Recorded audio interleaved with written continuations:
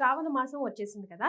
మరి శ్రావణ సోమవారాల గురించి మనం తెలుసుకున్నాం. ఈ రోజు శ్రావణ మంగళవారాలు మేమంతా గౌరీ వ్రతం ఎలా చేయాలో తెలుసుకుందాం. శ్రావణ మంగళవారం చాలా ప్రధానంగా ఉంటుందమ్మా.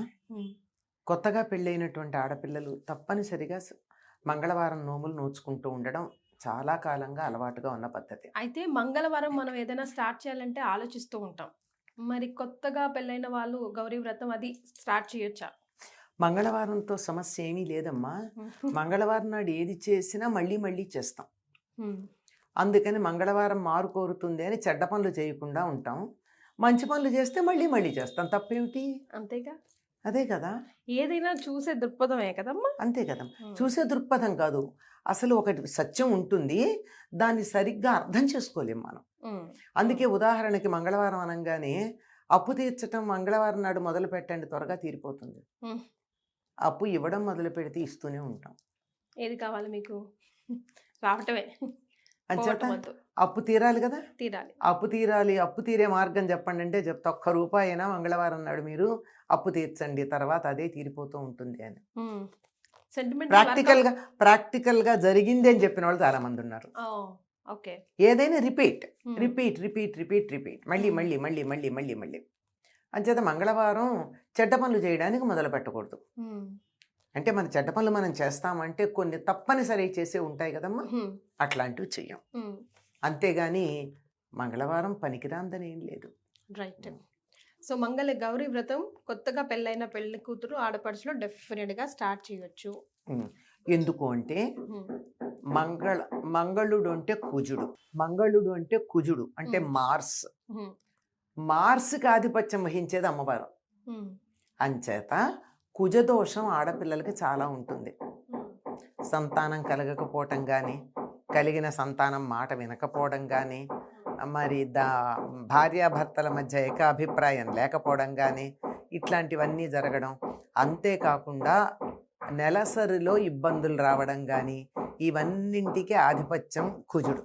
సో ఆడవాళ్ళకి కుజదోషం ఎక్కువగా ఉండకుండా ఉంటుంది. కుజదోషం ఉంటుంది ఎందుకంటే నెలసరి ఉండేది ఆడవాళ్ళకే కదా. మన శరీరంలో ఉండే రక్తం మీద ఆధిపత్యం కలిగిన వాడు కుజుడే కదా. అందుకని అతడు అనుగ్రహం కావాలంటే అతన్ని నేరుగా ప్రార్థించిన దానికన్నా అతడు ఎవరి మాట వింటాడో వాళ్ళని ప్రార్థిస్తే చెప్పు చేతల్లో ఉంటాడు, మరి కావలసినట్టు వింటాడు. రికమెండేషన్ కదా, ఆధిపత్యం. మంగళుడు అనబడే కుజగ్రహానికి ఆధిపత్యం వహించేది. అసలు కుజుడికి మంగళవారానికి ఆధిపత్యం కలిగేటట్టు ఇచ్చినటువంటిది జగన్మాత అయినటువంటి గౌరీదేవి, సర్వమంగళ. అందుకని ఆ రోజు అమ్మవారిని కనుక మనం ప్రార్థించుకున్నట్టయితే స్త్రీలకు ఉండే దోషాలు ఏమీ లేకుండా పోతాయి. స్త్రీలు తరచుగా ఎదుర్కొనే దోషాలు ఏమున్నాయో అవి లేకుండా ఉండడానికి మంగళగౌరిని పూజించమని చెప్తారు. మినిమంగా అసలు పూజా విధానం ఏం చేసుకోవాలమ్మా? అంటే ఆ రోజు మనం ఇప్పుడు పసుపు కుంకుమలు బయటికి ఇవ్వకూడదు, ఇట్లాంటివన్నీ ఉంటాయి కదా. అట్లాంటి రూల్స్ రెగ్యులేషన్స్ మంగళవారానికి అప్లై అవుతాయా? ఓకే. ఎందుకంటే గౌరమ్మని పెట్టుకుంటాం, అది నలుగురికి పంచవచ్చు కదా. గౌరమ్మని ఎందుకు పంచుతారమ్మా? గౌరమ్మని తీయరు కదా. ఆ రోజు తీయకూడదు కదా. ఆ రోజు ఎందుకు తీస్తారు? తీయరు. మర్నాడు అలాగే ఉంచుతారు. ఇంకా కొంతమంది అయితే 4 వారాలు అదే గౌరీదేవిని ఉంచుకుంటారు, పసుపుతో చేసింది. తర్వాత కూడా గౌరీదేవిని ఎవరికి పంచరమ్మా.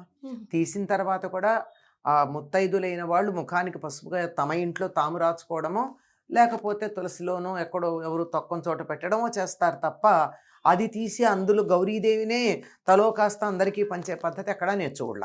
ఓకే. కనుక మీ ఇంట్లో ఎన్ని విగ్రహాలు ఉండని, ఎన్ని ఛాయాచిత్రాలు ఉండని, ఎన్నన్నా బొమ్మలు ఉండని, ఏదన్నా కానీ పూజ చేసేటప్పుడు మాత్రం పసుపు గౌరీదేవే ప్రధానం. పసుపుతో గౌరీదేవిని, పక్కన వినాయకుడిని చేసి ముందర నిర్విఘ్నంగా పరిసమాప్తి కావాలని వినాయకుడిని పూజించి ఆ తర్వాత గౌరీదేవిని పూజిస్తాం. నిత్యం చేసే పూజ కాక ఆ పూజ అయిపోవాలి, అది ఇది కలపకూడదు. వ్రతాలు అవన్నీ కూడా మన నిత్య పూజ అయిన తర్వాత చేసుకునేవి. అంటే పూర్వకాలం మగవాళ్ళు చేసేవారు అనుకో నిత్య పూజ, అందువల్ల వాళ్ళు పూజ చేశాక చేసుకునేవాళ్ళం. ఇప్పుడు అది కూడా ఆడవాళ్లే చేస్తున్నారు కనుక అది కూడా పూజ అయ్యాకే, ఇది ఆ పూజ అయిన తర్వాత ఇచ్చేసుకుంటూ ఈ పూజలో ఈ గౌరీదేవిని వినాయకుడిని పెట్టుకుని పూజ చేసుకుని పూజ అంతా అయిన తర్వాత పూజలో అంతర్భాగంగా తోర పూజ చేస్తారు. దీనికి ప్రత్యేకం. ఏం చేయాలంటారమ్మా? అంటే 5 పోగుల దారం తీసుకుని 5 ముళ్ళు వేసి ఒక 3 పెట్టుకుంటారు. ఒకటి అమ్మవారికి, ఒకటి ముత్తైదువకి, ఒకటి తాను కట్టుకునేటందుకు, ఈ 3. అయితే కొంతమందికి ఏంటంటే ఏడాదికి ఏడాదికి పెరుగుతాయి. మొదటి ఏడాది 5 ఉంటే, రెండో ఏడాది 10, మూడో ఏడాది 15 అట్లా పోగులు, ముడులు, ముత్తైదులు కూడా. అలాగే జ్యోతులు, జ్యోతుల్లో వెలిగించాలా దీపం కూడా? దీపం మామూలు దీపం కాకుండా కథ చెప్పుకునేటప్పుడు జ్యోతుల్లో దీపం వెలిగిస్తారు. జ్యోతులంటే బియ్య పిండితో అదే చలిమిడిలాగా చేసి దాంతోనే ప్రమిదలు చేసి అందులో ఆవునేతి ఒత్తులు పెట్టి దీపం వెలిగిస్తారు. వెలిగించి కథ చెప్పుకుంటూ దానికి ఒక ఇనప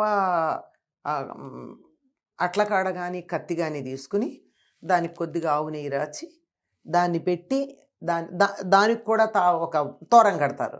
కట్టి కథ చెప్పుకుంటున్నంతసేపు ఈ దీపాల మీద ఈ వెలిగించిన జ్యోతులు ఉన్నాయే, ఈ జ్యోతుల మీద దాన్ని పెడతారు. కాటుక తయారవుతుంది. కొంచెం ఆవు నెయ్యి రాచి ఇంత ఒక చుక్క ఇలా అంతే అంటనట్టు పెట్టి ఆ దీపాల మీద ఈ కత్తిని పెట్టి లేక అట్లకాడని పెట్టి దానికి కూడా తోరం కడతారు. కట్టి దాన్ని అక్కడ పెట్టి కథ చదువుతారు. కథ చదివే వరకు దాని మీద అట్లా పెడితే కాటుక తయారవుతుంది. ఆ కాటుక కళ్ళకు పెట్టుకుంటారు. అది వచ్చిన ముత్తైదులకు కూడా ఇస్తారు. ఎవరైతే కాటుక కళ్ళకు పెట్టుకుంటారో వాళ్ళకి కంటికి సంబంధించిన దోషాలు లేకపోవడమే కాదు, వాళ్ళ వంశంలో ఎవ్వరికీ కూడా అంధత్వం ఉండదు. ఇది ఆ కథలో మనకు కనపడుతుంది అనమాట. చెప్పేటటువంటి కథలో మంగళగౌరి కథ అని దొరుకుతుంది. మంగళగౌరి వ్రతానికి సంబంధించిన కథ దొరుకుతుంది, అందులో కనపడుతుంది. అయిన తర్వాత అమ్మవారికి తాంబూలం ఇస్తారు. ఒక ముత్తైదువని సాక్షాత్తు గౌరీదేవిలాగా కూర్చోబెట్టి ఆవిడికి అన్ని రకాల ఉపచారాలు చేసి భోజనం పెట్టి ముత్తైదుకి ఇష్టం ఉంటే చీరలు పెడతారు, లేనట్టయితే తాంబూలం ఇచ్చి పంపిస్తారు. భోజనం మాత్రం పెడతారు.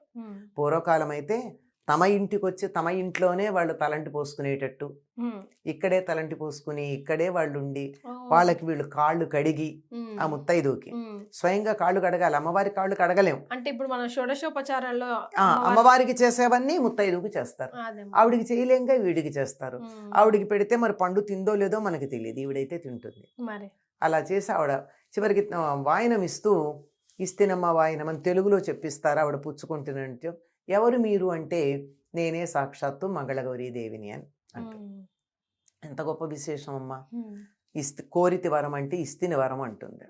ఇంత అయ్యాక పక్కింటి ఆవిడని నేను ముత్తైదుగా పిలుచుకుని నేను వ్రతం చేసుకున్నాక ఆవిడ నాకు వరం ఇస్తాను అని అన్నాక రేపు పొద్దున ఆవిడ నాకు హాని చేస్తుందా, ఆవిడికి నీ చేస్తానా? మరే ఎంత గొప్ప సామాజికమైనటువంటి ప్రయోజనం ఉంది.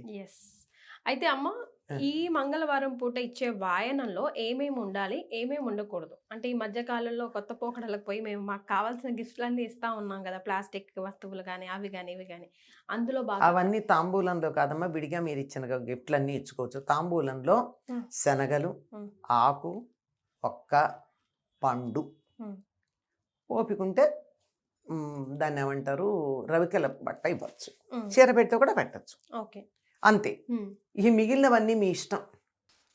ఇంకా మీరు ప్లాస్టిక్ ఇస్తారా, వెండి ఇస్తారా, బంగారం ఇస్తారా, ఆస్తి దోచిస్తారా, అదంతా మీ ఇష్టం. కానీ ప్రధానంగా ఆకు, ఒక్క, సున్నం, శనగలు ఎందుకు ఇస్తారంటే శనగలేమో గురువుకి సంబంధించినవి, వక్క ఏమో కుజుడికి సంబంధించింది, సున్నమేమో చంద్రుడికి సంబంధించింది, ఆకులేమో సూర్యుడికి సంబంధించినవి. ఇవన్నీ దోషాలు పోతాయి తాంబూలంగా ఇంకోళ్ళకి ఇచ్చుకుంటే అని అవి ఇస్తారు. అందుకనే ఇవి ఇచ్చేటప్పుడు కక్కుర్తి చేయకుండా, అంటే వక్కల బదులు సోంపు ప్యాకెట్లు పెట్టడం లాంటివి చేస్తే మరి దానికి మీనింగ్ పోతుంది కదా. అదే కదా, అసలు ఆ ప్లాస్టిక్ ప్యాకెట్లే పెడుతున్నారు, అది బాధగా ఉంటుంది. పసుపు కదమ్మా, పేపర్లో పసుపు కాదు, పసుపు కుంకం కాలికి ఇస్తాం. ఇక దాంట్లో ఇవ్వాల్సిన పని లేదు. పసుపు కుంకం ప్యాకెట్లు ఇవ్వాల్సిన పని ఏం లేదు, ఎందుకు ఇస్తారో తెలియదు. అవేవో లక్కజోళ్ళు అని చెప్పి తర్వాత ఉద్యాపనలో వెండికి లక్క పిడతల్లో పూర్వం కుంకుమను పసుపు పెట్టడానికి కుంకుమ భరణలు అలా వచ్చే వాటిలో ఇచ్చేవాళ్ళు. చక్కగా కాలికి పసుపు రాచి, ముఖానికి బొట్టు పెట్టి, గంధం ఇచ్చి, కాటుకి ఇచ్చి, పూలు ఇచ్చి, ఇవన్నీ ఇచ్చిన తర్వాత తాంబూలం ఇది ఇస్తాం.